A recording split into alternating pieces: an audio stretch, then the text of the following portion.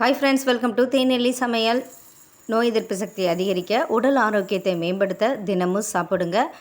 புரதச்சத்து, நார்ச்சத்து அதிகம் நிறைந்த பச்சைப்பயிறு வைத்து சிம்பிளாக நல்ல ஒரு ஹெல்த்தியான ஸ்நாக்ஸ் பாக்ஸ் ரெசிபி தாங்க பார்க்க போகிறோம். வாங்க வீடியோக்குள்ளே போயிடலாம்.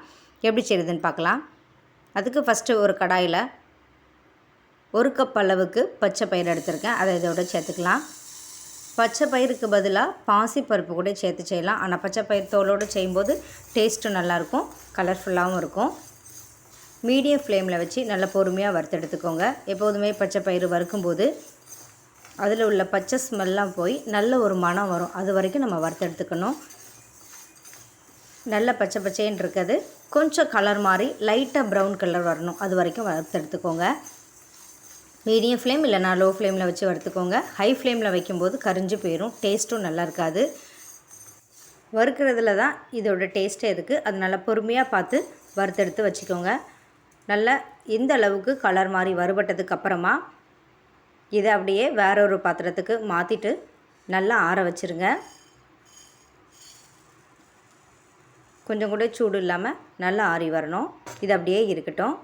இப்போ அதே கடாயில் 1 கப் அளவுக்கு வேர்க்கடலை,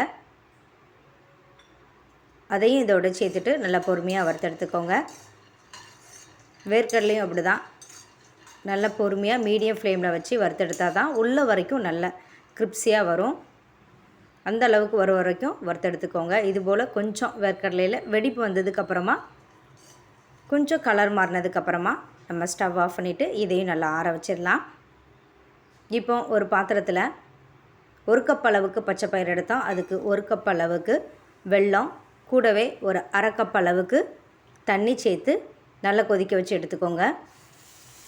பாகுபாதம் பார்க்கணுன்ட்டு இல்லை, நல்ல வெல்லம் கரைஞ்சி வரணும். வெல்லத்துக்கு பதிலாக கருப்பட்டி, நாட்டு சர்க்கரை எதுனாலும் சேர்த்துக்கோங்க. நல்லா இது போல் வெல்லம் கரைஞ்சி வந்ததுக்கப்புறமா ஹை ஃப்ளேமில் ஒரே ஒரு நிமிஷம் நல்லா கொதிக்க வச்சுக்கோங்க. நல்லா இது போல் பொங்கி வரணும். நல்லா இந்த அளவுக்கு பொங்கி வந்ததுக்கப்புறமா நல்லா கலந்து விட்டுட்டு இதை அப்படியே எடுத்து வேறு ஒரு பாத்திரத்தில் நம்ம மாற்றி எடுத்து வச்சுக்கலாம். இதில் சின்ன சின்ன தூசி மண்ணெல்லாம் இருக்கும். அதனால் அரிப்பை வச்சு அரிச்சிட்டு வேறு ஒரு பாத்திரத்துக்கு நம்ம மாற்றி எடுத்து வச்சுக்கலாம்.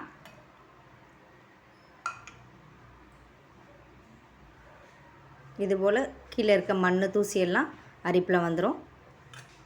அரிச்சு எடுத்து வச்சுக்கலாம். இப்போ மிக்ஸி ஜாரில் வறுத்து வச்சுருக்க பச்சை பயிரை இதோடு சேர்த்துக்கலாம். சேர்த்துட்டு நல்ல ஒரு பவுடர் ஸ்டேஜுக்கு அரைச்சி எடுத்துக்கோங்க. நல்லா ஆறுனதுக்கப்புறமா சேர்த்துக்கோங்க. சேர்த்துட்டு இந்த அளவுக்கு பவுடரை அரைச்சி எடுத்துக்கணும். கொஞ்சம் குறகுறப்பாலாம் இல்லை, நல்ல பவுடரை அரைச்சிடணும். அரைச்சதை வேறு ஒரு பாத்திரத்துக்கு மாற்றி வச்சுக்கலாம். அதே மிக்ஸி ஜாரில் நம்ம வறுத்து வச்சுருக்க வேர்க்கடலையை தோலெல்லாம் நீக்கிட்டு அதையும் இதோடு சேர்த்துக்கோங்க. இப்போ இது கூட வாசனைக்காக ஒரு 3 இல்லைனா 4 ஏலக்காய் போல் சேர்த்து கொஞ்சம் ரவை பதத்துக்கு குறகுறப்பாக அரைச்சி எடுத்துக்கலாம். ஒன்றும் பாதியமாக இல்லை, ரவை பதத்துக்கு கொஞ்சம் குறகுறப்பாக இருக்க மாதிரி நம்ம அரைச்சி எடுத்து வச்சுக்கலாம். இப்போ ஒரு பாத்திரத்தில் 2 இல்லைனா ஒரு 3 டேபிள் ஸ்பூன் அளவுக்கு நெய், அப்படி இல்லைன்னா நல்லெண்ணெய் சேர்த்துக்கோங்க. நான் நல்லெண்ணெய் சேர்த்து செய்கிறேன். நல்லெண்ணெய் உடம்புக்கு நல்லது, உடம்புக்கு ரொம்ப குளிர்ச்சியும் கூட. நல்லெண்ணெய் இருந்தால் சேர்த்துக்கோங்க. இது கூடவே கொஞ்சம் பாதாம் எடுத்து கட் பண்ணி வச்சுருக்கேன், அதையும் இதோட சேர்த்துக்கலாம். பாதாம் இல்லாத பட்சத்தில் முந்திரி, பிஸ்தா, உங்கள்கிட்ட எந்த நட்ஸ் இருக்கோ அதை சேர்த்து செய்யலாம். பாதாம் இந்த நெய் இல்லைன்னா எண்ணெயிலே நல்லா பொரிஞ்சு வரணும், கொஞ்சம் கலர் மாதிரி வரணும். அது வரைக்கும் நல்லா வறுத்து எடுத்துக்கோங்க. நல்லா இது போல் வறுபட்டு வந்ததுக்கு அப்புறமா நம்ம அரைச்சி வச்சுருக்க பச்சை பயிர் மாவை இதோடு சேர்த்துக்கலாம். கூடவே 1 கப் அளவுக்கு வேர்க்கடலை எடுத்தோம், அதை பவுட்ரு பண்ணி வச்சுருக்கோம், அதையும் இதோடு சேர்த்துக்கலாம். சேர்த்துட்டு இந்த எண்ணெயிலே இந்த மாவு நல்லா கலந்துக்கிற அளவுக்கு கலந்து விட்டுக்கோங்க. ஒரு நிமிஷம் போல் மீடியம் ஃப்ளேமில் நல்லா வறுத்து எடுத்துக்கோங்க. அப்போ தான் இதோட டேஸ்ட்டு நல்லாயிருக்கும். நல்லா இது போல் நல்லா கிண்டி விட்டிங்கன்னா எல்லா பக்கத்துலேயும் எண்ணெய் படுற அளவுக்கு நல்லா வறுத்து எடுத்துக்கலாம். இப்போது நம்ம ரெடி பண்ணி வச்சுருக்க வெள்ளைப்பாகை இதோடு சேர்த்துடலாம். கொஞ்சம் கொஞ்சமாக சேர்த்து நல்லா கலந்து விட்டுக்கோங்க.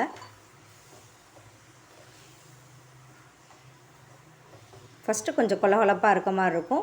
மீடியம் ஃப்ளேமில் ஒரு 2 to 3 நிமிஷம் நல்லா கலந்து விடும்போது இதில் உள்ள ஈரப்பதெல்லாம் போய் நல்லா கட்டியாக ட்ரை ஆயிரும்.